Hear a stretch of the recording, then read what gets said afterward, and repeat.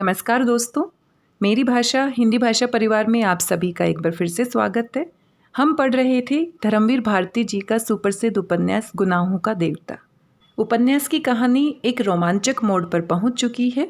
सुधा शादी के बाद पहली बार घर वापस आती है। सुधा और चंद्र की बातचीत से हमें पता लगता है कि सुधा वहां पर खुश नहीं है और चंद्र भी खुश नहीं है।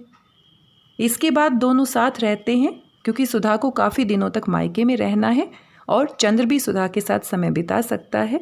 दोनों बिनती की शादी की तैयारियों में लग जाते हैं और सुधा कहीं ना कहीं भूल जाती है कि उसे ससुराल भी वापस जाना है। आइए जानते हैं आगे कहानी किस पड़ाव पर पहुंचती है। चंद्र बिनती को एक हीरे की अंगूठी देना चाहता था। चंद्र बिनती को बहुत स्नेह करने लगा था। यहाँ तक हम पिछले वीडियो में सुन चुके हैं। आइए आगे सुनते हैं। वह बिनती के ब्याह में भी जाना चाहता था, लेकिन गांव का मामला, कान्य कुब्जों की बारात, शहर में सुधा, बिनती और चंद्र को जितनी आज़ादी थी उतनी वहाँ भला क्यों कर हो सकती थी। फिर कहने वालों की जबान, कोई क्या कह बैठे, यही सब सोचकर सुधा ने चंद्र को मना कर दिया था। इसीलिए चंद्र यही बिनती को जितने उपहार और आशीर्वाद देना चाहता था दे रहा था। सुधा का बचपन लौट आया था और दिन भर उसकी शरारतों और किलकारियों से घर खिलता था। सुधा ने चंद्र को इतनी ममता में डुबो लिया था कि एक क्षण में चंद्र को अपने से अलग नहीं रहने देना चाहती थी। जितनी देर चंद्र घर में रहता, सुधा उसे अपने दुलार में, अपनी सांसों की गरमाई में समेटे रहती थी। चंद्र के माथे पर हर क्षण वह जाने कितना स्नेह बिखेरती रहती थी। एक दिन चंद्र आया तो देखा कि बिनती कहीं गई है और सुधा चुपचाप बैठी हुई बहुत से पुराने खतों को संभाल रही है। एक गंभीर उदासी का बादल घर में छाया हुआ है। चंद्र आया, देखा सुधा आंख में आंसू भरे बैठी है। क्या बात है सुधा? रुखसती की चिट्ठी आ गई चंद्र, परसों शंकर बाबू आ रहे हैं। चंद्र के हृदय की धड़कनों पर जैसे किसी ने हथौड़ा मार दिया। वह चुपचाप बैठ गया। अब सब खत्म हुआ चंद्र, सुधा ने बड़ी ही करुण मुस्कान से कहा। अब साल भर के लिए विदा और उसके बाद जाने क्या होगा। चंद्र कुछ नहीं बोला, वहीं लेट गया और बोला, सुधा दुखी मत हो, आखिर कैलाश इतना अच्छा है, शंकर बाबू इतने अच्छे हैं, दुख किस बात का है। रहा मैं तो अब मैं सशक्त रहूँगा, तुम मेरे लिए मत घबराओ। सुधा एकटक चंद्र की ओर देखती रही, फिर बोली, चंद्र तुम्हारे जैसे सब क्यों नहीं होते, तुम सचमुच इस दुनिया के योग्य नहीं हो। ऐसे ही बने रहना चंद्र मेरे, तुम्हारी पवित्रता ही मुझे जिंदा रख सकेगी, वरना मैं तो जिस नर्क में जा रही हूँ। तुम उसे नर्क क्यों कहती हो, मेरी समझ में नहीं आता। तुम नहीं समझ सकते, तुम अभी बहुत दूर हो इन सब बातों से। लेकिन सुधा बड़ी देर तक चुप रही, फिर खत सब एक और खिसका दिए और बोली, चंद्र उनमें सब कुछ है, वे बहुत अच्छे हैं, बहुत खुले विचार के हैं, मुझे बहुत चाहते हैं, मुझ पर कहीं से कोई बंधन नहीं। लेकिन इस सारे स्वर्ग का मोल जो देकर चुकाना पड़ता है, उससे मेरी आत्मा का कण कण विद्रोह कर उठता है और सहसा घुटनों में मुंह छिपाकर रो पड़ी। चंद्र उठा और सुधा के माथे पर हाथ रखकर बोला, छी रो मत सुधा, अब तो जैसा है जो कुछ भी है बर्दाश्त करना पड़ेगा। कैसे करूं चंद्र, वे इतने अच्छे हैं और इसके अलावा इतना अच्छा व्यवहार करते हैं कि मैं उनसे क्या कहूं, कैसे कहूं। सुधा बोली, जाने दो सुधी, जैसी जिंदगी हो वैसा निभा करना चाहिए, इसी में सुंदरता है। और जहाँ तक मेरा ख्याल है, वैवाहिक जीवन के प्रथम चरण में ही ये नशा रहता है, फिर किसको ये सूझता है। आओ चलो चाय पिएं, उठो, पागलपन नहीं करते, परसों चली जाओगी, रुलाकर नहीं जाना होता, उठो। चंद्र ने अपने मन की जुगुप्सा पीकर ऊपर से बहुत स्नेह से कहा। सुधा उठी और चाय ले आई। चंद्र ने अपने हाथ से एक कप में चाय बनाई और सुधा को पिलाकर उसी में पीने लगा। चाय पीते पीते सुधा बोली, चंद्र तुम ब्याह मत करना, तुम इसके लिए नहीं बने हो। चंद्र सुधा को हंसाना चाहता था। चल स्वार्थी कहीं की, क्यों न करूँ ब्याह, जरूर करूँगा, और जनाब दो दो करूँगा, अपने आप तो कर लिया और मुझे उपदेश दे रही है। सुधा हंस पड़ी। चंद्र ने कहा, बस ऐसे ही हंसती रहना हमेशा, हमारी याद करके, और अगर रोई तो समझ लो हम उसी तरह फिर अशांत हो उठेंगे जैसे अभी तक थे। फिर प्याला सुधा के होठों से लगाकर बोला, अच्छा सुधी, कभी तुम सुनो कि मैं उतना पवित्र नहीं रहा जितना कि हूँ तो तुम क्या करोगी। कभी मेरा व्यक्तित्व अगर बिगड़ गया तब क्या होगा। होगा क्या, मैं रोकने वाली कौन होती हूँ? मैं खुद ही क्या रोक पाई हूँ अपने आप को? लेकिन चंद्र, तुम ऐसे ही रहना। तुम्हें मेरे प्राणों की सौगंध है, तुम अपने को बिगाड़ना मत। चंद्र हंसा। नहीं सुधा, तुम्हारा प्यार मेरी ताकत है। मैं कभी गिर नहीं सकता जब तक तुम मेरी आत्मा में गुथी हुई हो। तीसरे दिन शंकर बाबू आई और सुधा चंद्र के पैरों की धूल माथे पर लगाकर चली गई। इस बार वह रोई नहीं, शांत थी, जैसे वध स्थल पर जाता हुआ बेबस अपराधी। जब तक आसमान में बादल रहते हैं तब तक झील में बादलों की छाया रहती है। बादलों के खुल जाने के बाद कोई भी झील उनकी छाया को सुरक्षित नहीं रख पाती। जब तक सुधा थी, चंद्र की जिंदगी का फिर एक बार उल्लास और उसकी ताकत लौट आई थी। सुधा के जाते ही वह फिर सब कुछ खो बैठा। उसके मन में कोई स्थायित्व नहीं रहा। लगता था जैसे वह एक जलगार है जो बहुत गहरा है, लेकिन जिसमें हर चांद, सूरज, सितारे और बादल की छाया पड़ती है, और उनके चले जाने के बाद फिर वह उनका प्रतिबिंब धो डालता है और बदलकर फिर वैसा ही हो जाता है। कोई भी चीज़ पानी को रंग नहीं पाती, उसे छू नहीं पाती। हाँ, लहरों में उसकी छाया का रूप विकृत हो जाता है। चंद्र को चारों ओर की दुनिया सहज गुजरते हुए बादलों का निस्सार तमाशा सी लग रही थी। कॉलेज की चहल पहल, ढलती हुई बरसात का पानी, थीसीज और डिग्री, बर्टी का पागलपन और पम्मी के खत, ये सभी उसके सामने आते और सपनों की तरह गुजर जाते। कोई चीज़ उसके हृदय को छू न पाती। ऐसे लगता था कि चंद्र एक खोखला व्यक्ति है जिसमें सिर्फ एक सापेक्ष अंतःकरण मात्र है, कोई निरपेक्ष आत्मा नहीं, और हृदय भी जैसे समाप्त हो गया था। एक जलहीन हल्के बादल की तरह वह हवा के हर झोंके की तरह तैर रहा था, लेकिन टिकता कहीं भी नहीं था। उसकी भावनाएं, उसका मन, उसकी आत्मा, उसके प्राण, उसका सब कुछ सो गया था, और वह जैसे नींद में चल फिर रहा था, नींद में सब कुछ कर रहा था। जाने के 8-9 रोज बाद सुधा का खत आया। मेरे भाग्य, मैं इस बार तुम्हें जिस तरह छोड़ आई हूँ उससे मुझे पल भर को चैन नहीं मिलता। अपने को तो बेच चुकी, अपने मन के मोती को कीचड़ में फेंक चुकी, तुम्हारी रोशनी को ही देखकर कुछ संतोष है। मेरे दीपक, तुम बुझना मत, तुम्हें मेरे स्नेह की लाज है। मेरी जिंदगी का नरक फिर मेरे अंगों में भिदना शुरू हो गया है। तुम कहते हो कि जैसे भी हो निभा करना चाहिए। तुम कहते हो कि अगर मैंने उससे निभा नहीं किया तो ये तुम्हारे प्यार का अपमान होगा। ठीक है, मैं अपने लिए नहीं तुम्हारे लिए निभा करूंगी, लेकिन मैं कैसे संभालूं अपने को? दिल और दिमाग बेबस हो रहे हैं। नफरत से मेरा खून उबला जा रहा है।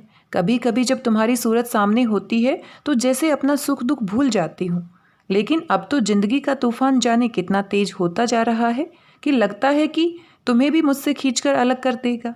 लेकिन तुम्हें अपने देवताओं की कसम है, तुम मुझे अब अपने हृदय से दूर न करना।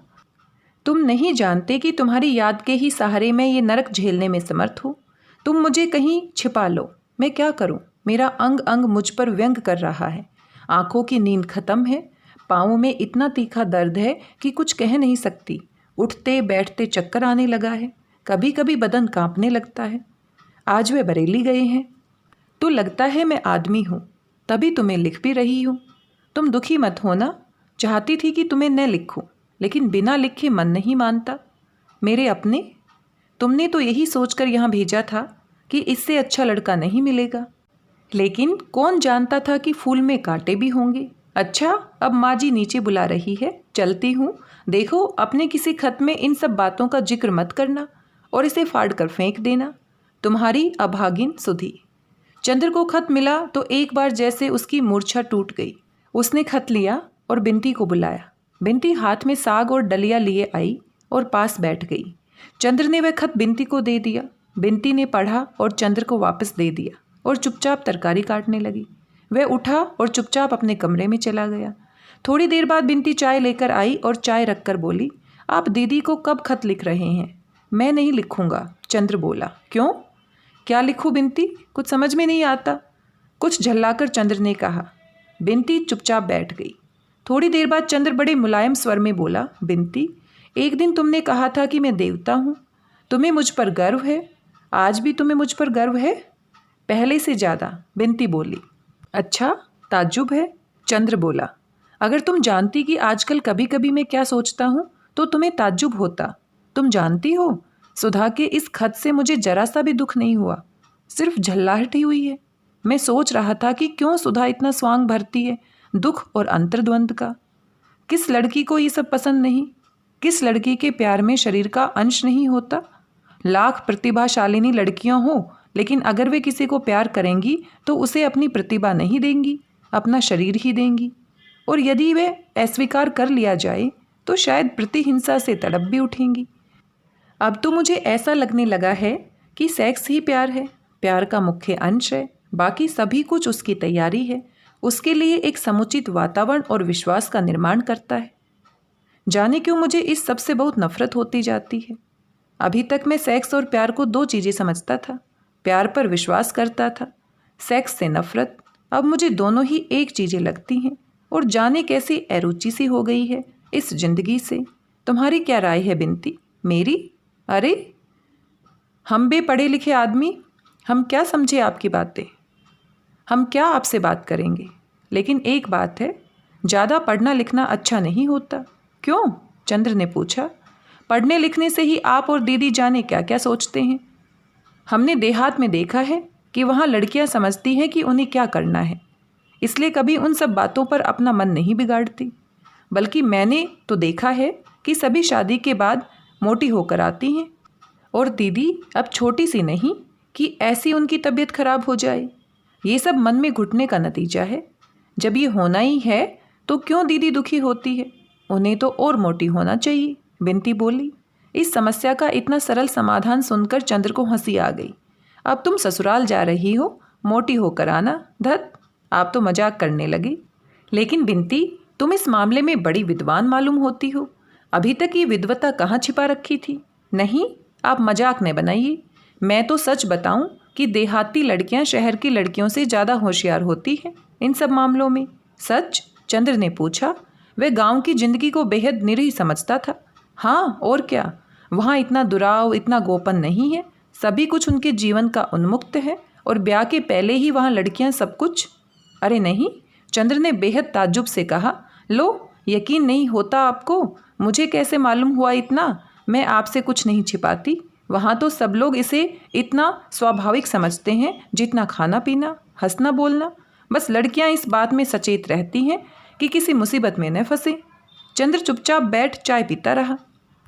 आज तक वह जिंदगी को कितना पवित्र मानता रहा था, लेकिन जिंदगी कुछ और ही है। जिंदगी अब भी वह है जो सृष्टि के आरंभ में थी। और दुनिया कितनी चालाक है, कितनी भुलावा देती है। अंदर से मन में जहर छिपाकर भी होठों पर कैसी अमृतमयी मुस्कान झलकाती रहती है। ये बिनती जो इतनी शांत, संयत और भोली लगती थी, इसमें भी सभी गुण भरे हैं इस दुनिया में। चंद्र ने जिंदगी को परखने में कितना बड़ा धोखा खाया है। जिंदगी यह है, मांसलता और प्यास, और उसके साथ साथ अपने को छिपाने की कला। वह बैठा बैठा सोचता रहा। सहसा उसने पूछा, बिनती, तुम भी देहात में रही हो और सुधा भी, तुम लोगों की जिंदगी में इतना फर्क कैसे? क्या तुम दोनों की जिंदगी में भी वह सब कभी आया? बिनती क्षण भर चुप रही, फिर बोली, क्यों, क्या नफरत करोगे सुनकर? नहीं बिनती, जितनी नफरत और अरुचि दिल में आ गई है उससे ज़्यादा आ सकती है भला। बताना चाहो तो बता दो। अब मैं जिंदगी को समझना चाहता हूँ, वास्तविकता के स्तर पर। चंद्र ने गंभीरता से पूछा। मैंने आपसे कुछ नहीं छिपाया, न अब छिपाऊंगी। पता नहीं क्यों दीदी से भी ज़्यादा आप पर विश्वास जमता जा रहा है। सुधा दीदी की जिंदगी में तो ये सब नहीं आया। वे बड़ी विचित्र सी थी, सबसे अलग रहती थी, और पढ़ती और कमल के पोखरे में फूल तोड़ती थी। बस मेरी जिंदगी में। चंद्र ने चाय का प्याला खिसका दिया। जाने किस भाव से उसने बिनती के चेहरे की ओर देखा। वह शांत थी, निर्विकार थी, और बिना किसी हिचक के कहती जा रही थी। चंद्र चुप था। बिनती ने अपने पाँव से चंद्र के पाँव की उंगलियां दबाते हुए पूछा, क्या सोच रहे हैं आप? सुन रहे हैं आप? जाने दो, मैं नहीं सुनूंगा। लेकिन तुम मुझ पर इतना विश्वास क्यों करती हो? चंद्र ने पूछा। जाने क्यों, यहाँ आकर मैंने दीदी के साथ आपका व्यवहार देखा, फिर पम्मी वाली घटना हुई। मेरे तन मन में एक विचित्र सी श्रद्धा आपके लिए छा गई। जाने कैसी अरुचि मेरे मन में दुनिया के लिए थी। आपको देखकर मैं फिर स्वस्थ हो गई। ताज्जुब है, तुम्हारे मन में भी अरुचि दूर हो गई दुनिया के प्रति, और मेरे मन की अरुचि बढ़ गई। कैसे अंतर्विरोध होते हैं मन की प्रतिक्रियाओं में। एक बात पूछूं बिनती, तुम मेरे इतने समीप रही हो, सैकड़ों बार ऐसा हुआ होगा जो मेरे विषय में तुम्हारे मन में शंका पैदा कर देता। तुम सैकड़ों बार मेरे सिर को अपने वक्ष पर रखकर मुझे सांत्वना दे चुकी हो। तुम मुझे बहुत प्यारी हो, लेकिन तुम जानती हो मैं तुम्हें प्यार नहीं करता हूँ। फिर ये सब क्या है, क्यों है? बिनती चुप रही। पता नहीं क्यों है, मुझे इसमें कभी कोई पाप नहीं दिखा, और कभी दिखा भी तो मन ने कहा कि आप इतने पवित्र हैं, आपका चरित्र इतना ऊंचा है कि मेरा पाप भी आपको छूकर पवित्र हो जाएगा। लेकिन बिनती, बस। बिनती ने चंद्र को टोक कर कहा, इससे अधिक आप कुछ मत पूछिए, मैं हाथ जोड़ती हूँ। चंद्र चुप हो गया। चंद्र जितना सुलझाने का प्रयास कर रहा था, चीज़ें उतनी ही उलझती जा रही थी। सुधा ने जिंदगी का एक पक्ष चंद्र के सामने रखा था, बिनती उसे दूसरी दुनिया में खींच लाई। कौन सच है, कौन झूठ, वे किसका तिरस्कार करे, किसको स्वीकार करे? अगर सुधा गलती पर है तो चंद्र का जिम्मा है। चंद्र ने सुधा की हत्या की है, लेकिन कितनी भिन्न है दोनों बहनें। बिनती कितनी व्यवहारिक, कितनी यथार्थ संयत, और सुधा कितनी आदर्श, कितनी कल्पनामयी, कितनी सूक्ष्म, कितनी ऊंची, कितनी सुकुमार और पवित्र। जीवन की समस्याओं के अंतर विरोधों में जब आदमी दोनों पक्षों को समझ लेता है, तब उसके मन में एक ठहराव आ जाता है। वह भावना से ऊपर उठकर स्वच्छ बौद्धिक धरातल पर जिंदगी को समझने की कोशिश करने लगता है। चंद्र अब भावना से हटकर जिंदगी को समझने की कोशिश करने लगा था। वह अब भावना से डरता था। भावना के तूफान में इतनी ठोकरें खाकर अब उसने बुद्धि की शरण ली थी, और एक पलायनवादी की तरह भावना से भागकर बुद्धि की एकांतता में छिप गया था। कभी भावुकता से नफरत करता था, अब वह भावना से ही नफरत करने लगा था। इस नफरत का भोग सुधा और बिनती दोनों को ही भुगतना पड़ा। सुधा को उसने एक भी खत नहीं लिखा, और बिनती से एक दिन भी ठीक से बातें नहीं की। जब भावना और सौंदर्य के उपासक को बुद्धि और वास्तविकता की ठेस लगती है, तब वह सहसा कटुता और व्यंग से उबल उठता है। इस वक्त चंद्र का मन भी कुछ ऐसा ही हो रहा था। जाने कितने जहरीले कांटे उसकी वाणी में उग आए थे, जिन्हें वह कभी भी किसी को चुभाने से बाज नहीं आता था। एक निर्मम निरपेक्षता से वह अपने जीवन की सीमा में आने वाले हर व्यक्ति को कटुता के जहर से अभिषिक्त करता चलता था। सुधा को वह कुछ लिख नहीं सकता था। पम्मी यहाँ थी नहीं। ले देकर बची अकेली बिनती, जिसे इन जहरीले बाणों का शिकार होना पड़ रहा था। सितंबर बीत रहा था, और अब वह गांव जाने की तैयारी कर रही थी। डॉक्टर साहब ने दिसंबर तक की छुट्टी ली थी, और वे भी गांव चले जाना चाहते थे। शादी के महीने भर पहले से उनका जाना जरूरी था। चंद्र खुश नहीं था, नाराज नहीं था। एक स्वर्ग भ्रष्ट देवदूत जिसे पिशाचों ने खरीद लिया हो, उन्हीं की तरह वह जिंदगी के सुख दुख को ठोकर मारता हुआ किनारे खड़ा सभी पर हंस रहा था।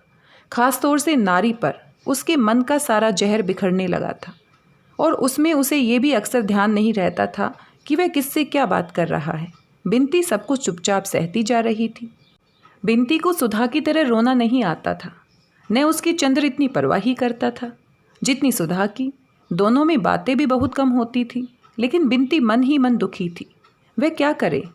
एक दिन उसने चंद्र के पैर पकड़कर बहुत अनुनय से कहा, आपको ये क्या होता जा रहा है? अगर आप ऐसे ही करेंगे तो हम दीदी को लिख देंगे। चंद्र बड़ी भयावनी हंसी हंसा। दीदी को क्या लिखोगी? मुझे अब उसकी परवाह नहीं। वह दिन गए बिनती, बहुत बन लिए हम। हाँ चंद्र बाबू, आप लड़की होते तो समझते। सब समझता हूँ मैं। कैसा दोहरा नाटक खेलती हैं लड़कियाँ, इधर अपराध करना, उधर मुखबिरी करना। बिनती चुप हो गई। एक दिन जब चंद्र कॉलेज से आया तो उसके सिर में दर्द हो रहा था। वह आकर चुपचाप लेट गया। बिनती ने आकर पूछा तो बोला, क्यों मैं बतलाऊं कि क्या है? तुम मिटा दोगी? बिनती ने चंद्र के सिर पर हाथ रखकर कहा, चंद्र तुम्हें क्या होता जा रहा है? देखो कैसी हड्डियां निकल आई है इधर। इस तरह अपने को मिटाने से क्या फ़ायदा? मिटाने से? चंद्र उठकर बैठ गया। मैं मिटाऊंगा अपने को लड़कियों के लिए? छी! तुम लोग अपने को क्या समझती हो? क्या है तुम लोगों में सिवाय एक नशीली मानसिकता की? इसके लिए मैं अपने को मिटाऊंगा? बिनती ने चंद्र को फिर लिटा दिया। इस तरह अपने को धोखा देने से क्या फ़ायदा चंद्र बाबू? मैं जानती हूँ दीदी के न होने से आपकी ज़िंदगी में कितना बड़ा अभाव है, लेकिन दीदी के न होने पर क्या मतलब है तुम्हारा? मेरा मतलब आप खूब समझते हैं। मैं जानती हूँ दीदी होती तो आप इस तरह न मिटाते अपने को। मैं जानती हूँ दीदी के लिए आपके मन में क्या था। बिनती ने सिर में तेल डालते हुए कहा, दीदी के लिए क्या था? चंद्र हंसा, बड़ी विचित्र हंसी। दीदी के लिए मेरे मन में एक आदर्शवादी भावुकता थी। जो अध कचरे मन की उपज थी, एक ऐसी भावना थी जिसके औचित्य पर ही मुझे विश्वास नहीं। वह एक सनक थी। सनक? बिनती थोड़ी देर तक चुपचाप सिर में तेल ठोंकती रही, फिर बोली, अपनी सांसों से बनाई देव मूर्ति पर इस तरह लात तो न मारिए, आपको शोभा नहीं देता। बिनती की आंख में आंसू आ गए। कितनी अभागी है दीदी। चंद्र एकटक बिनती की ओर देखता रहा और फिर बोला, मैं अब पागल हो जाऊंगा बिनती। मैं आपको पागल नहीं होने दूंगी। मैं आपको छोड़कर नहीं जाऊंगी। मुझे छोड़कर नहीं जाओगी? चंद्र फिर हंसा। जाइए आप। अब आप श्रीमती बिनती होने वाली हैं। आपका ब्याह होगा। मैं पागल हो रहा हूँ, इससे क्या हुआ? इन सब बातों से दुनिया नहीं रुकती, शहनाइयाँ नहीं बंद होती, बंधनवार नहीं तोड़े जाते। मैं नहीं जाऊंगी चंद्र अभी। तुम मुझे नहीं जानते। तुम्हारी इतनी ताड़ना और व्यंग सहकर भी तुम्हारे पास रही। अब दुनिया भर की लांछना और व्यंग सहकर तुम्हारे पास रह सकती हूँ। बिनती ने तीखे स्वर में कहा। क्यों? तुम्हारे रहने से क्या होगा? तुम सुधा नहीं हो। तुम सुधा नहीं हो सकती। जो सुधा है मेरी जिंदगी में, वह कोई नहीं हो सकता, समझी? और मुझ पर एहसान मत जताओ। मैं मर जाऊं, मैं पागल हो जाऊं, किसी का साझा? क्यों तुम मुझ पर इतना अधिकार समझने लगी? अपनी सेवा के बल पर? मैं इसकी रत्ती भर परवाह नहीं करता। जाओ यहाँ से। और उसने बिनती को धकेल दिया। तेल की शीशी उठाकर बाहर फेंक दी। बिनती रोती हुई चली गई। चंद्र उठा और कपड़े पहनकर बाहर चल दिया। ये लड़कियां समझती है एहसान कर रही हैं मुझ पर। बिनती के जाने की तैयारी हो गई थी और लिया दिया जाने वाला सारा सामान पैक हो रहा था। डॉक्टर साहब भी महीने भर की छुट्टी लेकर साथ जा रहे थे। उस दिन की घटना के बाद फिर बिनती चंद्र से बिल्कुल ही नहीं बोली थी।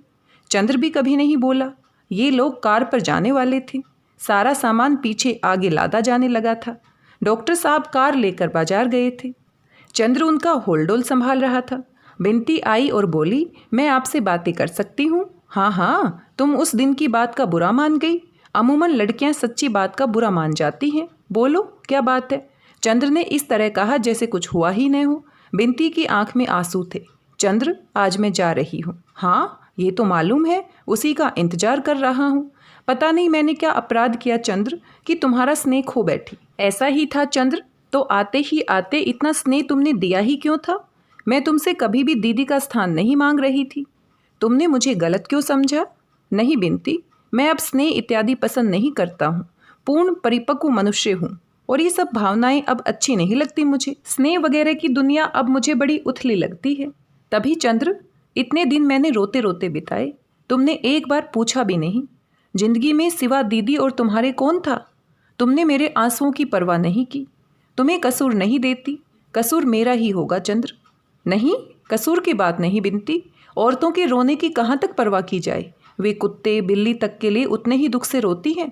खैर चंद्र, ईश्वर करे तुम जीवन भर इतने मजबूत रहो।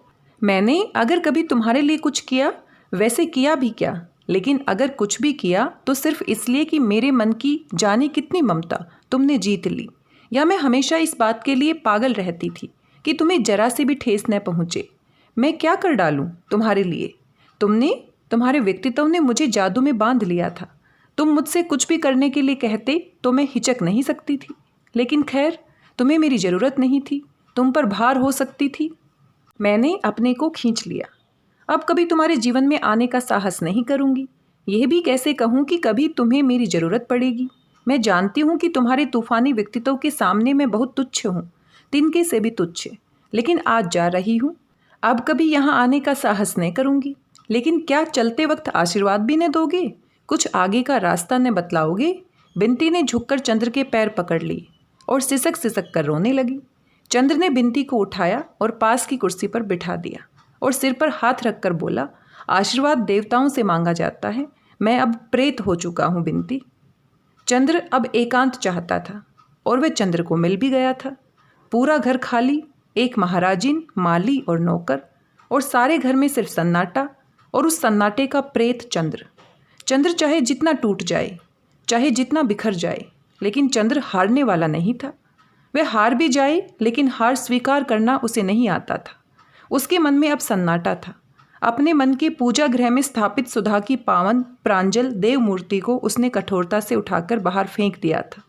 मंदिर की मूर्तिमयी पवित्रता बिनती को अपमानित कर दिया था और मंदिर के पूजा उपकरणों को, अपने जीवन के आदर्शों और मानदंडों को उसने चूर चूर कर डाला था और बुद्ध शिकन विजेता की तरह क्रूरता से हंसते हुए मंदिर के भग्नावशेषों पर कदम रखकर चल रहा था।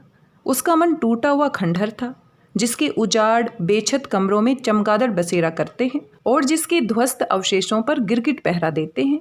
काश कि कोई उन खंडहरों की ईंटें उलटकर देखता तो हर पत्थर के नीचे पूजा मंत्र सिसकते हुए मिलते, हर धूल की परत में घंटियों की बेहोश ध्वनियाँ मिलती, हर कदम पर मुरझाए हुए पूजा के फूल मिलते और हर शाम सवेरे भग्न देव मूर्ति का करुण रुदन दीवारों पर सिर पटकता हुआ मिलता।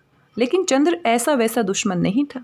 उसने मंदिर को चूर चूर कर उस पर अपने गर्व का पहरा लगा दिया था कि कभी भी कोई उस पर खंडहर के अवशेष कुरेदकर पुराने विश्वास, पुरानी अनुभूतियाँ, पुरानी पूजाएं फिर से न जगा दे। बुद्ध किशन तो मंदिर तोड़ने के बाद सारा शहर जला देता है ताकि शहर वाले फिर उस मंदिर को न बना पाए। ऐसा था चंद्र। अपने मन को सुनसान कर लेने के बाद उसने अपनी जिंदगी, अपना रहन सहन, अपना मकान और अपना वातावरण भी सुनसान कर लिया था। अघन आ गया था, लेकिन उसके चारों ओर जेठ की दोपहरी से भी भयानक सन्नाटा था। बिनती जब से गई उसने कोई खत नहीं भेजा था। सुधा के भी पत्र बंद हो चुके थे। पम्मी के 2 खत आए। पम्मी आजकल दिल्ली घूम रही थी, लेकिन चंद्र ने पम्मी को कोई जवाब नहीं दिया। अकेला अकेला, बिल्कुल अकेला।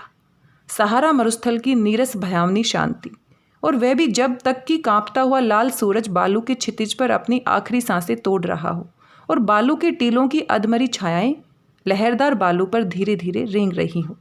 बिनती के ब्याह को 15 दिन रह गए थे कि सुधा का एक पत्र आया। मेरे देवता, मेरे नयन, मेरे पंथ, मेरे प्रकाश, आज कितने दिनों बाद तुम्हें खत लिखने का मौका मिल रहा है। सोचा था बिनती के ब्याह के महीने भर पहले गांव आ जाऊंगी तो एक दिन के लिए तुम्हें आकर देख जाऊंगी, लेकिन इरादे इरादे हैं और जिंदगी जिंदगी। अब सुधा अपने जेठ और सास के लड़के की गुलाम है। ब्याह के दूसरे दिन ही चला जाना होगा। तुम्हें यहाँ बुला लेती, लेकिन यह बंधन और पर्दा तो ससुराल से भी बदतर है। मैंने बिनती से तुम्हारे बारे में बहुत पूछा, उसने कुछ नहीं बताया। पापा से इतना मालूम हुआ कि तुम्हारी थीसिस छपने गई है, कन्वोकेशन नज़दीक है। तुम्हें याद है वायदा था कि तुम्हारा गाउन पहनकर मैं फ़ोटो खिंचवाऊंगी। वह दिन याद करती हूँ तो जाने कैसा होने लगता है। एक कन्वोकेशन की फ़ोटो खिंचवाकर ज़रूर भेजना। क्या तुमने बिनती को कोई दुख दिया था? बिनती हरदम तुम्हारी बात पर आंसू भर लाती है। मैंने तुम्हारे भरोसे बिनती को वहाँ छोड़ा था। मैं उससे दूर, माँ का सुख उसे मिला नहीं, पिता मर गए। क्या तुम उसे इतना भी प्यार नहीं दे सकते? मैंने तुम्हें बार बार सहेज दिया था। मेरी तंदुरुस्ती अब कुछ कुछ ठीक है, लेकिन जाने कैसी है, कभी कभी सिर में दर्द होने लगता है, जी मिचलाने लगता है। आजकल वह बहुत ध्यान रखते हैं, लेकिन वे मुझको समझ नहीं पाए। सारे सुख और आज़ादी के बीच में कितनी असंतुष्ट हूँ, मैं कितनी परेशान हूँ। लगता है हजारों तूफान हमेशा नसों में गहराया करते हैं। चंद्र, एक बात कहूँ, अगर बुरा न मानो तो। आज शादी के 6 महीने बाद भी मैं यही कहूँगी चंद्र कि तुमने अच्छा नहीं किया। मेरी आत्मा सिर्फ तुम्हारे लिए बनी थी। उसके रेशे में वे तत्व हैं जो तुम्हारी ही पूजा के लिए थे। तुमने मुझे दूर फेंक दिया, लेकिन इस दूरी के अंधेरे में भी जन्म जन्मांतर तक भटकती हुई सिर्फ तुम्ही को ढूंढूंगी, इतना याद रखना। और इस बार अगर तुम मिल गए तो जिंदगी की कोई ताकत, कोई आदर्श, कोई सिद्धांत, कोई प्रवंचना मुझे तुमसे अलग नहीं कर सकेगी। लेकिन मालूम नहीं पुनर्जन्म सच है या झूठ। अगर झूठ है तो सोचो, चंद्र की इस अनादि काल के प्रवाह में सिर्फ एक बार मैंने अपनी आत्मा का सत्य ढूंढ पाया था और अब अनंत काल के लिए उसे खो दिया। अगर पुनर्जन्म नहीं है तो बताओ मेरे देवता, क्या होगा? करोड़ों सृष्टियाँ होंगी, प्रलय होंगे और मैं ऐतृप्त चिंगारी की तरह असीम आकाश में तड़पती हुई अंधेरे की हर परत से टकराती रहूंगी, न जाने कब तक के लिए। ज्यों ज्यों दूरी बढ़ती जा रही है, त्यों त्यों पूजा की प्यास बढ़ती जा रही है। काश में सितारों के फूल और सूरज की आरती से तुम्हारी पूजा कर पाती। लेकिन जानते हो मुझे क्या करना पड़ रहा है? मेरे छोटे भतीजे नीलू ने पहाड़ी चूहे पाले हैं। उनके पिंजड़े के अंदर एक पहिया लगा है और ऊपर घंटियां लगी है। अगर कोई अभागा चूहा उस चक्र में उलझ जाता है तो ज्यों ज्यों छूटने के लिए वे पैर चलाता है, त्यों तो चक्र घूमने लगता है, घंटियां बजने लगती है। नीलू बहुत खुश होता है, लेकिन चूहा थककर बेदम होकर नीचे गिर पड़ता है। कुछ ऐसे ही चक्र में फंस गई हूँ चंद्र। संतोष सिर्फ इतना है कि घंटियाँ बजती हैं तो शायद तुम उन्हें पूजा के मंदिर की घंटियाँ समझते होगे। लेकिन खैर, सिर्फ इतनी प्रार्थना है चंद्र कि अब थककर जल्दी ही गिर जाऊं। मेरे भाग्य, खत का जवाब जल्दी ही देना। पम्मी अभी आई या नहीं? तुम्हारी जन्म जन्म की प्यासी सुधा। चंद्र ने खत पढ़ा और फौरन लिखा, प्रिय सुधा, तुम्हारा पत्र बहुत दिनों के बाद मिला। तुम्हारी भाषा वहाँ जाकर बहुत निखर गई है। मैं तो समझता हूँ कि अगर खत कहीं छुपा दिया जाए तो लोग इसे किसी रोमांटिक उपन्यास का अंश समझे, क्योंकि उपन्यासों के पात्र ही ऐसे खत लिखते हैं, वास्तविक जीवन के नहीं। खैर, मैं अच्छा हूँ। हर एक आदमी जिंदगी से समझौता कर लेता है, किंतु मैंने जिंदगी से समर्पण कराकर उसके हथियार रख लिए हैं। अब किले के बाहर से आने वाली आवाज़ें अच्छी नहीं लगती, न खतों के पाने की उत्सुकता, न जवाब लिखने का आग्रह। अगर मुझे अकेला छोड़ दो तो बहुत अच्छा होगा। मैं विनती करता हूँ, मुझे खत मत लिखना। आज विनती करता हूँ क्योंकि आज्ञा देने का अब साहस भी नहीं, अधिकार भी नहीं, व्यक्तित्व भी नहीं।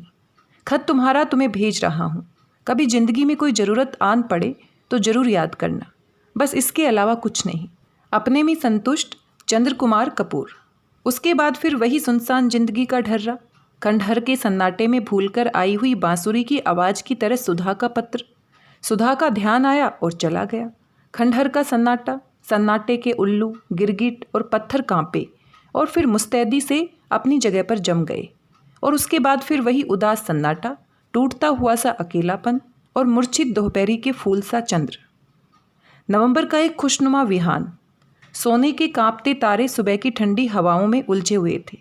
आकाश एक छोटे बच्चे के नीलम नयनों की तरह भोला और स्वच्छ लग रहा था।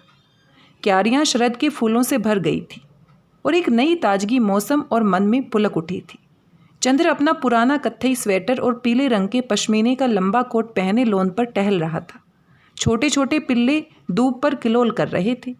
सहसा एक कार आकर रुकी और पम्मी उसमें से कूद पड़ी और कवारी हिरनी की तरह दौड़कर चंद्र के पास पहुंच गई। हेलो माय बॉय, मैं आ गई। चंद्र कुछ नहीं बोला। आओ ड्राइंग रूम में बैठो, उसने उसी मुर्दा सी आवाज़ में कहा। उसे पम्मी के आने की कोई प्रसन्नता नहीं थी। पम्मी उसके उदास चेहरे को देखती रही, फिर उसके कंधे पर हाथ रखकर बोली, क्यों कपूर, कुछ बीमार हो क्या? नहीं तो आजकल मुझे मिलना जुलना अच्छा नहीं लगता, अकेला घर भी है, उसने उसी फीकी आवाज़ में कहा। क्यों, मिस सुधा कहाँ है? और डॉक्टर शुक्ला? वे लोग मिस बिनती की शादी में गए हैं। अच्छा, उसकी शादी भी हो गई? डैमिट, जैसे ये लोग पागल हो गए हैं। सुधा, बर्टी, बिनती, क्यों मिलते जुलते क्यों नहीं तुम? यूं ही मन नहीं होता। समझ गई, जो मुझे 3-4 साल पहले हुआ था। कुछ निराशा हुई है तुम्हें? पम्मी बोली। नहीं, ऐसी तो कोई बात नहीं।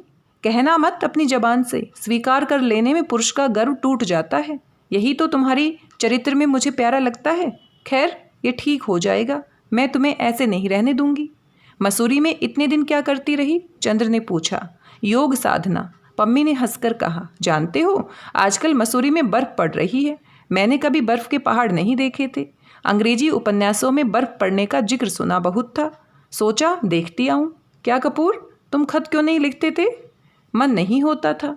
अच्छा, बर्टी की शादी कब होगी? चंद्र ने बात टालने के लिए कहा।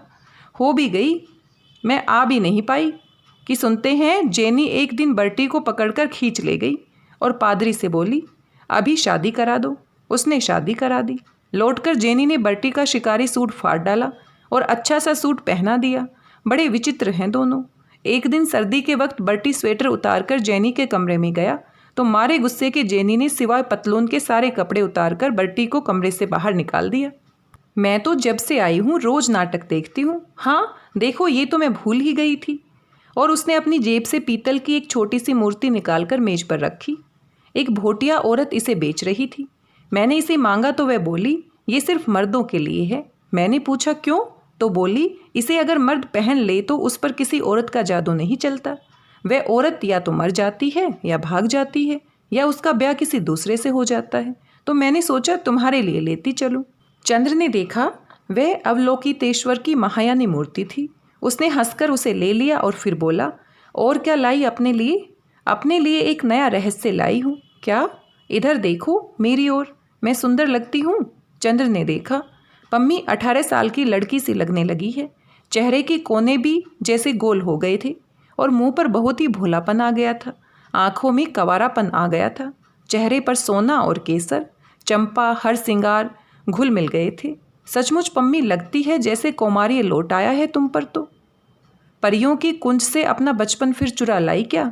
नहीं कपूर, यही तो रहस्य लाई हूँ, हमेशा सुंदर बने रहने का। और परियों के कुंजों से नहीं, गुनाहों के कुंजों से। मैंने हिमालय की छाँ में एक नया संगीत सुना कपूर, मासलता का संगीत। मसूरी के समाज में घुल मिल गई और मादक अनुभूतियाँ बटोरती रही बिना किसी पश्चाताप के। और मैंने देखा कि दिनों दिन निखरती जा रही हूँ। कपूर, सेक्स इतना बुरा नहीं जितना मैं समझती थी। तुम्हारी क्या राय है? हाँ, मैं देख रहा हूँ, सेक्स लोगों को उतना बुरा नहीं लगता जितना मैं समझता था। नहीं चंद्र, सिर्फ इतना ही नहीं। अच्छा, मान लो जैसे तुम आजकल उदास हो और तुम्हारा सिर इस तरह अपनी गोद में रख लूँ तो कुछ संतोष नहीं होगा तुम्हें? और पम्मी ने चंद्र का सिर सचमुच अपने स्वसा आंदोलित वक्ष से चिपका लिया। चंद्र झल्लाकर अलग हट गया। कैसी अजब लड़की है। थोड़ी देर चुप बैठा रहा और फिर बोला, क्यों पम्मी, तुम एक लड़की हो? मैं तुम्ही से पूछता हूँ, क्या लड़कियों के प्रेम में सेक्स अनिवार्य है? हाँ, पम्मी ने स्पष्ट स्वरों में जोर देकर कहा। लेकिन पम्मी, मैं तुमसे नाम तो नहीं बताऊंगा, लेकिन एक लड़की है जिसको मैंने प्यार किया है, लेकिन शायद वह मुझसे शादी नहीं कर पाएगी। मेरे उससे कोई शारीरिक संबंध भी नहीं है।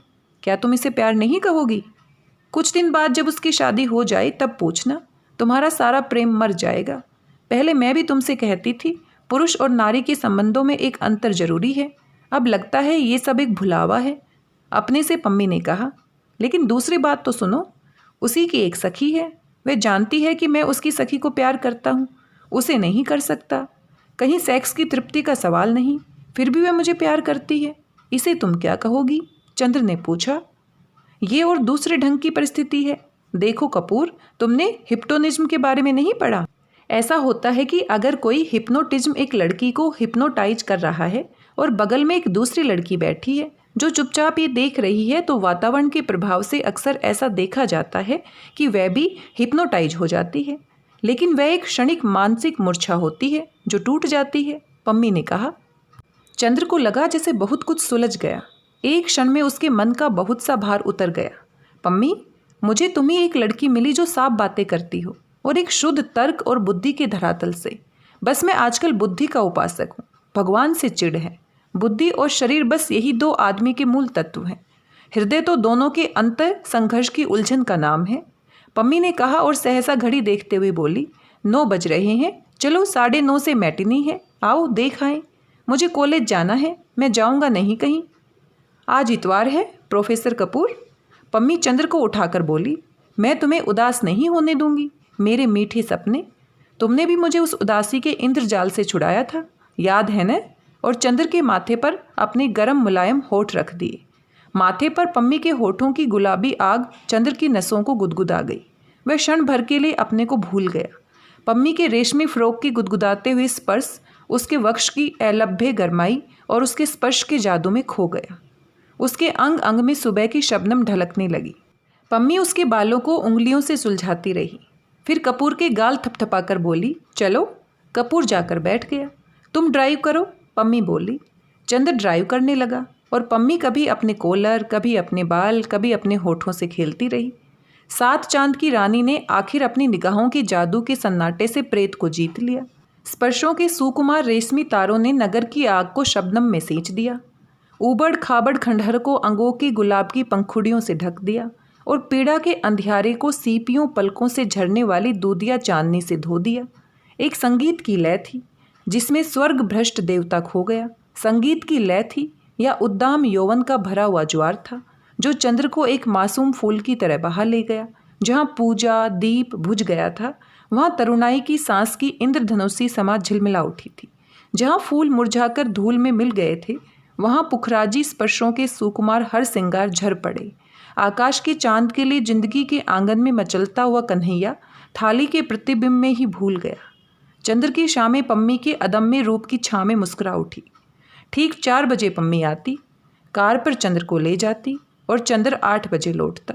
प्यार के बिना कितने महीने कट गए, पम्मी के बिना एक शाम नहीं बीत पाई। लेकिन अब भी चंद्र ने अपने को इतना दूर रखा था कि कभी पम्मी के होठों की गुलाबों ने चंद्र के होठों के मूंगे से बातें भी नहीं की थी। एक दिन रात को जब वह लौटा तो देखा कि अपनी कार आ गई है। उसका मन फूल उठा, जैसे कोई अनाथ भटका हुआ बच्चा अपने संरक्षक की गोद के लिए तड़प उठता है। वैसे ही वह पिछले 1.5 महीने से डॉक्टर साहब के लिए तरस गया था। जहाँ इस वक्त उसके जीवन में सिर्फ नशा और नीरसता थी, वहीं हृदय के एक कोने में सिर्फ एक सुकुमार भावना शेष रह गई थी। वह थी डॉक्टर शुक्ला के प्रति। वह भावना कृतज्ञता की भावना नहीं थी। डॉक्टर शुक्ला इतने दूर नहीं थे कि अब वह उसके प्रति कृतज्ञ हो। इतने बड़े हो जाने पर भी जब वह कभी डॉक्टर को देखता था तो लगता था जैसे कोई नन्हा बच्चा अपने अभिभावक की गोद में आकर निश्चिंत हो जाता हो। उसने पास आकर देखा, डॉक्टर साहब बरामदे में टहल रहे थे। चंद्र दौड़कर उनके पाँव पर गिर पड़ा। डॉक्टर साहब ने उसे उठाकर गले से लगा लिया और बड़े प्यार से उसकी पीठ पर हाथ फेरते हुए बोले, कन्वोकेशन हो गया? डिग्री जीत लाए? जी हाँ, बड़ी विनम्रता से चंद्र ने कहा। बहुत ठीक, अब डीलिट की तैयारी करो, तुम्हें जल्दी ही सेंट्रल गवर्नमेंट में जाना है। डॉक्टर साहब बोले, मैं तो 15 जनवरी को दिल्ली जा रहा हूँ, कम से कम साल भर के लिए। इतनी जल्दी? ऑफ़र कब आया? चंद्र ने अचरज से पूछा। मैं उन दिनों दिल्ली गया था न, तभी एजुकेशन मिनिस्टर से बात हुई थी। डॉक्टर साहब ने चंद्र को देखते हुए कहा, अरे तुम कुछ दुबले हो रहे हो, क्यों? महाराजी ने ठीक से काम नहीं किया? नहीं, चंद्र हंसकर बोला, बिंती की शादी ठीक ठाक हो गई। बिंती की शादी? डॉक्टर साहब ने सिर झुकाए हुए टहलते हुए एक बड़ी फीकी हंसी हंसकर कहा, बिंती और तुम्हारी बुआ जी दोनों अंदर हैं? अंदर है? चंद्र को ये रहस्य कुछ समझ में नहीं आया था। इतनी जल्दी बिंती लौट आई? बिंती गई ही कहाँ? डॉक्टर साहब ने बहुत चुपचाप सिर झुकाकर कहा और बहुत करुण उदासी उनके मुंह पर छा गई। वे बेचैनी से बरामदे में टहलने लगे। चंद्र का साहस नहीं हुआ कुछ पूछने का। कुछ अमंगल अवश्य हुआ है। वह अंदर गया। बुआ जी अपनी कोठरी में सामान रख रही थी और बिंती बैठी सिल पर उड़द की भीगी दाल पीस रही थी। बिंती ने चंद्र को देखा, दाल में सने हुए हाथ जोड़कर प्रणाम किया, सिर को आंचल से ढककर चुपचाप दाल पीसने लगी। कुछ बोली नहीं। चंद्र ने प्रणाम किया और जाकर बुआ के पैर छू लिए। अरे चंद्र है, आओ बिटवा, हम तो लुट गए। और बुआ वही देहरी पर सिर थाम कर बैठ गई। क्या हुआ बुआ जी? होता का भैया, जाने बदारा भाग में ओही भवा।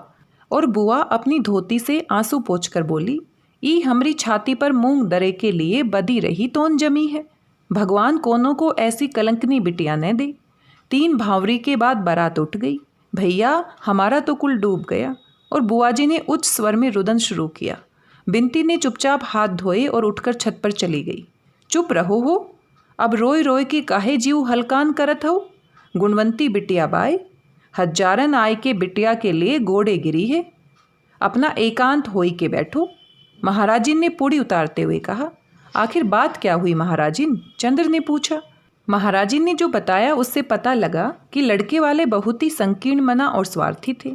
पहले मालूम हुआ कि लड़का उन्होंने ग्रेजुएट बताया था, वह था इंटर फेल। फिर दरवाजे पर झगड़ा किया उन्होंने। डॉक्टर साहब बहुत बिगड़ गए। अंत में मड़वे में लोगों ने देखा कि लड़के के बाएं हाथ की अंगुलियां गायब है। डॉक्टर साहब इस बात पर बिगड़े और उन्होंने मड़वे से बिंती को उठवा लिया। फिर बहुत लड़ाई हुई, लाठी तक चलाने की नौबत आ गई। जैसे तैसे झगड़ा निपटा। 3 भावरों के बाद ब्याह टूट गया। अब बताइयो भैया। सहसा बुआ आंसू पोंछकर गरज उठी। इन्हीं का हुआ गवा रहा। इनकी मती मारी गई। गुस्से में आए के बिंती को उठवाए लीन। अब हम इतनी बड़ी बिटिया लेके कहाँ जाए? अब हमरी बिरादरी में कौन पूछी एक का? पत्ता पढ़ लिए कि इन्हीं का सूझा। अरे लड़की वाले हमेशा दब के चले चाहिए। अरे तो क्या बंद आँख कर लेते? लंगड़े लूले लड़के से कैसे ब्याह कर देते? बुआ तुम भी गजब करती हो। चंद्र ने कहा। भैया जे के भाग में लंगड़ा लूला बदा हुआ ओके ओही मिली। लड़कियन को निभा करे चाहे की शकल देखे चाही। अभिन ब्याह के बाद कोनों के हाथ गोड़ टूट जाए तो औरत अपने आदमी को छोड़ के गली गली की हांडी चाटे। हम रहे जब बिंती 3 बरस की हुई थी, तब उनकी शकल उजेले में देखा रहा। जैसा भाग में रहा तैसा होता। चंद्र ने विचित्र हृदयहीन तर्क को सुना और आश्चर्य से बुआ की ओर देखने लगा। बुआ जी बकती जा रही थी। अब कहते हैं कि बिंती को पढ़ो बे, ब्याह न कर बे, रही सही इज्जत भी बेच रहे हैं। हमार तो किस्मत फूट गई। और वे फिर रोने लगी। पैदा होते काहे नहीं मर गई, कुल बोरनी कुलक्षणी अभागिन। सहसा बिंती छत से उतरी और आंगन में आकर खड़ी हो गई। उसकी आंखों में आग भरी थी। बस करो माँ जी, वह चीख कर बोली। बहुत सुन लिया मैंने, अब और बर्दाश्त नहीं होता, तुम्हारे कोसने से अब तक नहीं मरी, न मरूंगी।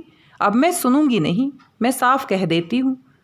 तुम्हें मेरी शक्ल अच्छी नहीं लगती तो जाओ तीर्थ यात्रा में, अपना परलोक सुधारो, भगवान का भजन करो, समझी कि नहीं? चंद्र ने ताज्जुब से बिंती की ओर देखा। वह वही बिंती है जो माँ जी की जरा जरा सी बात से लिपट कर रोया करती थी। बिंती का चेहरा तमतमाया हुआ था और गुस्से से बदन कांप रहा था। बुआ उछलकर खड़ी हो गई और दुगनी चीख कर बोली, अब बहुत जबान चले लगी है। कौन है तोरजे के बल पर ई चमक दिखावत है? हम काट के धर देबे, तोके बताए दे थाई। मुँह झोसी, ऐसी न होती तो काहे ई दिन देखे पड़त। उन्हें तो खाई गई, हमहू का खाए ले। अपना मुंह पीट कर भुआ बोली, तुम इतनी मीठी नहीं हो माँ जी कि तुम्हें खा लूँ। बिंती ने और तड़प कर जवाब दिया। चंद्र स्तब्ध हो गया। ये बिंती पागल हो गई है? अपनी माँ को क्या कह रही है? छी बिंती, पागल हो गई क्या?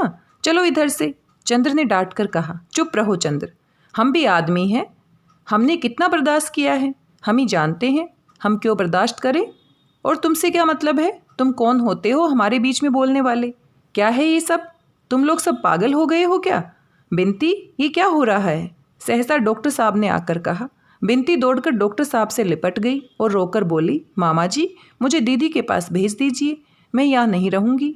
अच्छा बेटी, अच्छा, जाओ चंद्र, डॉक्टर साहब ने कहा। बिंती चली गई तो बुआ जी से बोले, तुम्हारा दिमाग खराब हो गया है, उस पर गुस्सा उतारने का कोई मौका नहीं छोड़ती हो। बिंती पर गुस्सा उतारने से क्या फ़ायदा? हमारे सामने ये सब बातें करोगी तो ठीक नहीं होगा। अरे हम काहे बोल बे, हम तो मर जाएं तो अच्छा है। बुआ जी पर जैसे देवी माँ आ गई हो, इस तरह से झूम झूम कर रो रही थी। हम तो वृंदावन जाए के डूब मरी, अब हम तुम लोगन की शकल न देख बे। हम मर जाएं तो चाहे बिंती को पढ़ायो, चाहे नचायो गवायो, हम अपनी आँख से न देख बे। उस रात को किसी ने खाना नहीं खाया। एक विचित्र सा विषाद सारे घर में छाया हुआ था। जाड़े की रात का गहन अंधेरा खामोश छाया हुआ था। महज एक अमंगल छाया की तरह कभी कभी बुआ जी का रुदन अंधेरे को झकझोर जाता था। सभी चुपचाप भूखे सो गए। दूसरे दिन बिंती उठी और महाराजिन के आने से पहले ही उसने चूल्हा जलाकर चाय चढ़ा दी। थोड़ी देर में चाय बनाकर और टोस्ट भूनकर वह डॉक्टर साहब के सामने रख आई। डॉक्टर साहब कल की बातों से बहुत ही व्यथित थे। रात को भी उन्होंने खाना नहीं खाया था, इस वक्त भी उन्होंने मना कर दिया। बिंती चंद्र के कमरे में गई। चंद्र, मामा जी ने कल रात को कुछ नहीं खाया, तुमने भी नहीं खाया, चलो चाय पी लो। चंद्र ने भी मना किया तो बिंती बोली, तुम पी लोगे तो मामा जी भी शायद पी लें। चंद्र चुपचाप गया। बिंती थोड़ी देर में गई तो देखा दोनों चाय पी रहे हैं। वह आकर मेवा निकालने लगी। चाय पीते पीते डॉक्टर साहब ने कहा, चंद्र, ये पासबुक लो, 500 रुपये निकाल लो और 2000 का हिसाब अलग करवा दो। अच्छा देखो, मैं तो चला जाऊंगा दिल्ली। बिंती को शाहजहांपुर भेजना ठीक नहीं है, वहाँ 4 रिश्तेदार हैं, 20 तरह की बातें होंगी। लेकिन मैं चाहता हूँ अब आगे जब तक ये चाहे पढ़े, अगर कहो तो यहाँ छोड़ जाऊँ, तुम पढ़ाते रहना। बिंती आ गई और तस्तरी में भुना मेवा रखकर उसमें नमक मिला रही थी। चंद्र ने एक स्लाइस उठाई और उस पर नमक लगाते हुए बोला, वैसे आप यहाँ छोड़ जाएं तो कोई बात नहीं है, लेकिन अकेले घर में अच्छा नहीं लगता। 2-1 रोज की बात दूसरी होती है, एकदम से साल भर के लिए आप समझ ले।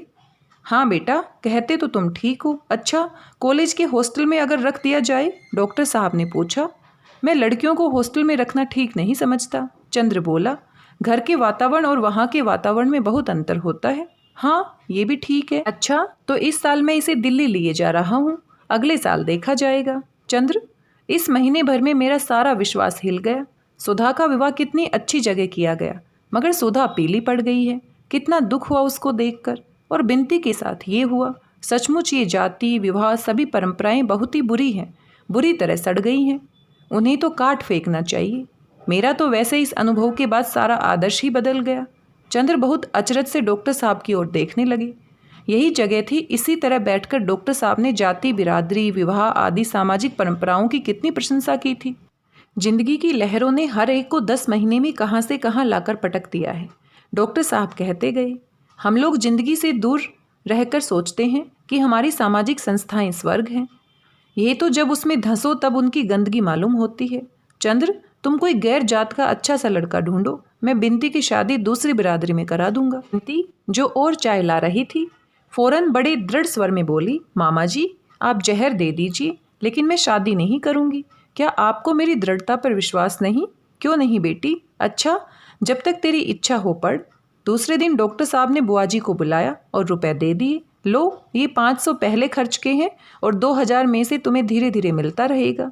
2-3 दिन के अंदर बुआ ने जाने की सारी तैयारी कर ली, लेकिन 3 दिन तक बराबर रोती रही। उनके आंसू थमे नहीं। बिनती चुप थी, वह भी कुछ नहीं बोली।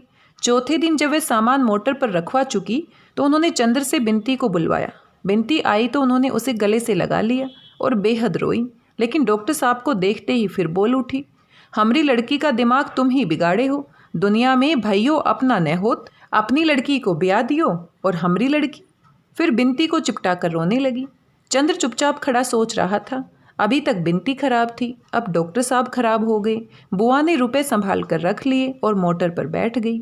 समस्त लांछनों के बावजूद डॉक्टर साहब उन्हें पहुंचाने स्टेशन तक गए। बिनती बहुत ही चुप सी हो गई थी। वह किसी से कुछ नहीं बोलती और चुपचाप अपना काम किया करती थी।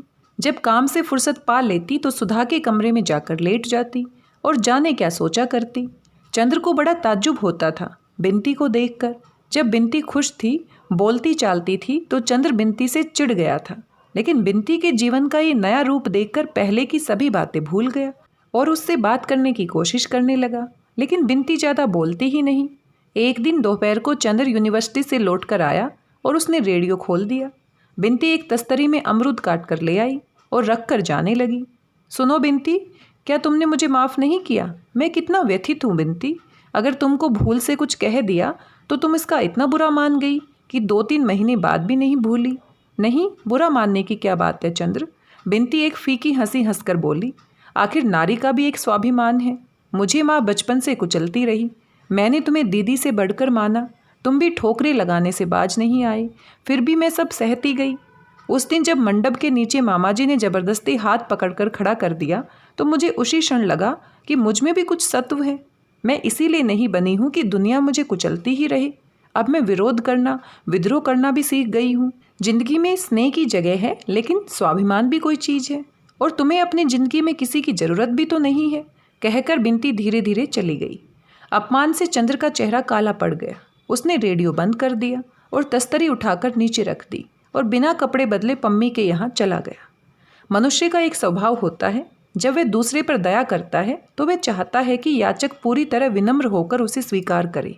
अगर याचक दान लेने में कहीं भी स्वाभिमान दिखलाता है तो आदमी अपनी दान वृत्ति और दया भाव भूलकर निरशंसता से उसके स्वाभिमान को कुचलने में व्यस्त हो जाता है। आज हफ्तों के बाद चंद्र के मन में बिनती के लिए कुछ स्नेह, कुछ दया जागी थी। बिनती को उदास मौन देखकर, लेकिन बिनती के इस स्वाभिमान भरे उत्तर ने फिर उसके मन का सोया हुआ सांप जगा दिया था। वह इस स्वाभिमान को तोड़कर रहेगा, उसने सोचा। पम्मी के यहाँ पहुंचा तो अभी धूप थी। जेनी कहीं गई थी। बर्टी अपने तोते को कुछ खिला रहा था।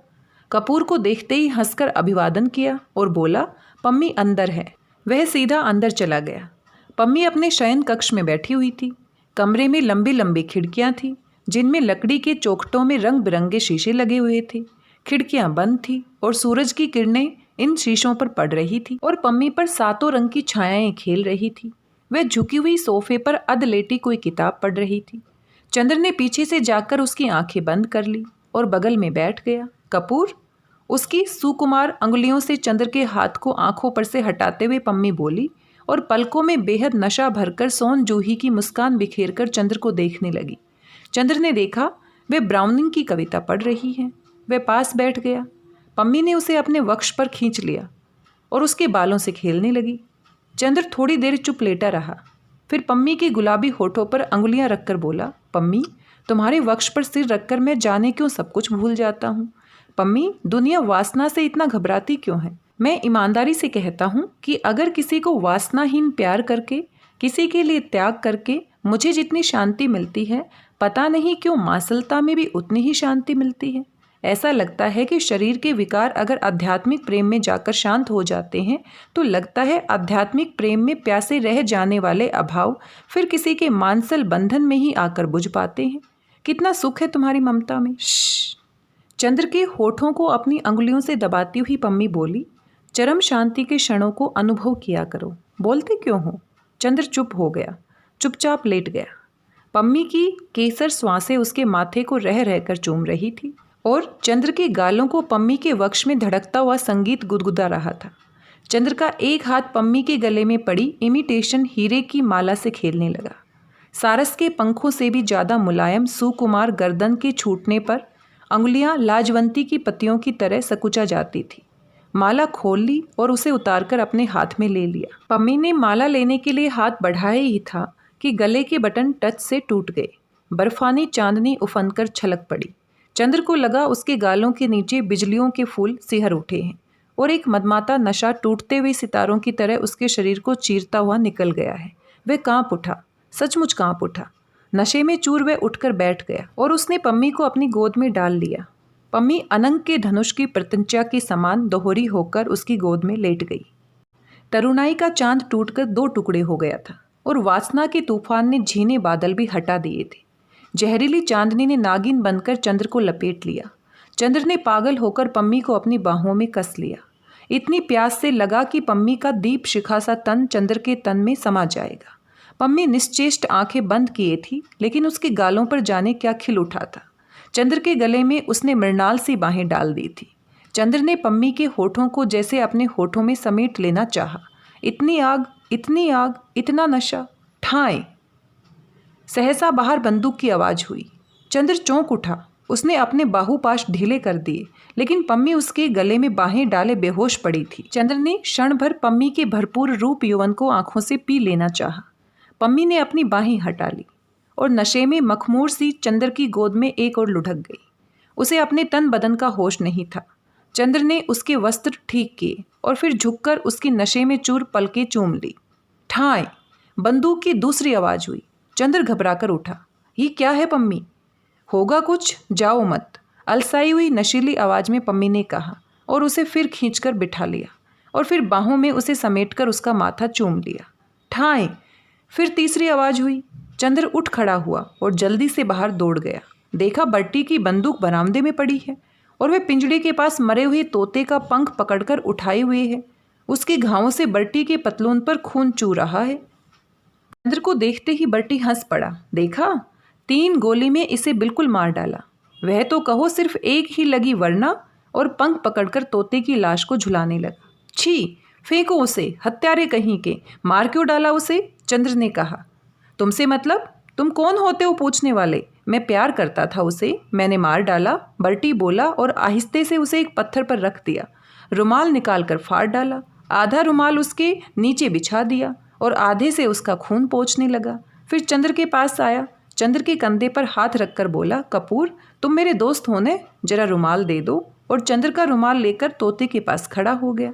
बड़ी हसरत से उसकी ओर देखता रहा, फिर झुककर उसे चूम लिया और उस पर रुमाल ओढ़ा दिया और बड़े मातम की मुद्रा में उसी के पास सिर झुकाकर बैठ गया। बर्टी, बर्टी, पागल हो गए हो क्या? चंद्र ने उसका कंधा पकड़कर हिलाते हुए कहा। ये क्या नाटक हो रहा है? बर्टी ने आंखें खोली और चंद्र को भी हाथ पकड़कर वहीं बिठा लिया और बोला, देखो कपूर, एक दिन तुम आए थे तो मैंने तोता और जैनी दोनों को दिखाकर कहा था कि जैनी से मैं नफरत करता हूँ, उससे शादी कर लूँगा, और तोते से मैं प्यार करता हूँ, उसे मार डालूँगा। कहा था कि नहीं? कहो। हाँ हाँ, कहा था। चंद्र बोला। लेकिन क्यों कहा था? हाँ, अब पूछा तुमने, तुम पूछोगे मैंने क्यों मार डाला, तो मैं कहूँगा कि इसे अब मर जाना चाहिए था, इसलिए इसे मार डाला। तुम पूछोगे इसे क्यों मर जाना चाहिए, तो मैं कहूँगा जब कोई जीवन की पूर्णता पर पहुँच जाता है तो उसे मर जाना चाहिए। अगर वह अपनी ज़िंदगी का लक्ष्य पूरा कर चुका है और नहीं मरता तो ये उसका अन्याय है। वह अपनी ज़िंदगी का लक्ष्य पूरा कर चुका था, फिर भी नहीं मरता था। मैं इसे प्यार करता था, लेकिन ये अन्याय नहीं सह सकता था, अतः मैंने इसे मार डाला। अच्छा, तो तुम्हारे तोते की भी जिंदगी का कोई लक्ष्य था? हर एक की जिंदगी का लक्ष्य होता है, और वह लक्ष्य होता है सत्य को, चरम सत्य को जान जाना। वह सत्य जान लेने के बाद आदमी अगर जिंदा रहता है तो ये उसकी असीम बेहयाई है। मैंने इसे वह सत्य सिखा दिया, फिर भी ये नहीं मरा तो मैंने मार डाला। फिर तुम पूछोगे कि वह चरम सत्य क्या है? वह सत्य है कि मौत आदमी के शरीर की हत्या करती है और आदमी की हत्या गला घोंट देती है। आज के लिए बस इतना ही। धन्यवाद, बहुत बहुत धन्यवाद। मिलते हैं अगले वीडियो में।